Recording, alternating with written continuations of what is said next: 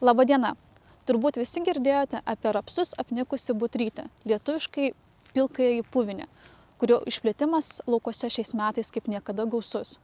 Daugelis ūkininkų susiduria su klausimu, kaip ir su kuo valdyti ligos plitimo laukuose, todėl norime su jumis pasidalinti mūsų neutraliomis rekomendacijomis, parengtomis pagal nepriklausomos tarnybos Vokietijoje pavyzdį. Tačiau visų pirma, trumpai apžvelgsiu ligos biologiją ir plitimui reikalingas sąlygas. Taigi, klimatinės sąlygos šiai ligai reikalingos nuolat drėgnos, 10–15 laipsnių temperatūra ir šviesos trūkumas.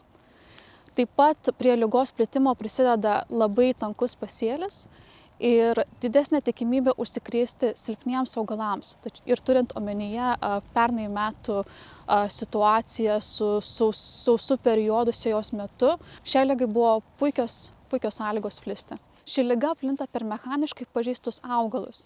Tai augalai nukentėję nuo šalnų ar pažeisti kenkėjų. Tai orų plintanti liga, kuri esant palankioms sąlygoms gali toliau plisti užkrėstame augale arba užkrėsti sveikus aplinkinius augalus. Pirmieji ligos simptomai nuo stiebų ilgėjimo ant pavienių augalų, tai pilkos gelsvos spalvos lapų dėmės, stiebų pažeidimai, audinių puvimas ir pilkos geltonos spalvos pelėsių atsiradimas. Jeigu tokius simptomus matote savo laukuose, turiu jums gerą ir blogą žinią. Bloga žinia yra ta, kad ligos padarinių nepanaikinsime, tačiau gera žinia yra ta, kad panaudoję gerus produktus galima sustabdyti ligos plitimą augaluose bei neužkrėsti aplinkinių augalų.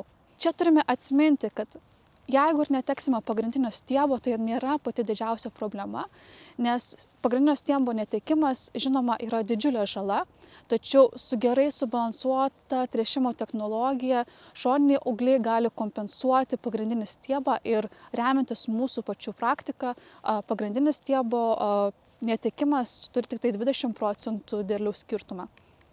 Ligos stabdymui labiausiai rekomenduojame protekonazolo turinčius produktus, tokius kaip Tilmor, tačiau atkreipiame dėmesį, kad turi būti naudojama didžiausia leistina rekomenduojama norma.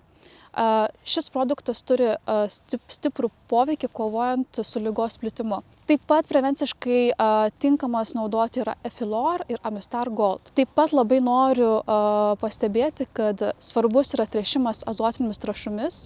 Reikia rinktis sėklos teisingą normą, pasėliai negali būti per tankus ir žinoma rinktis žemkentiškas rapų veisles.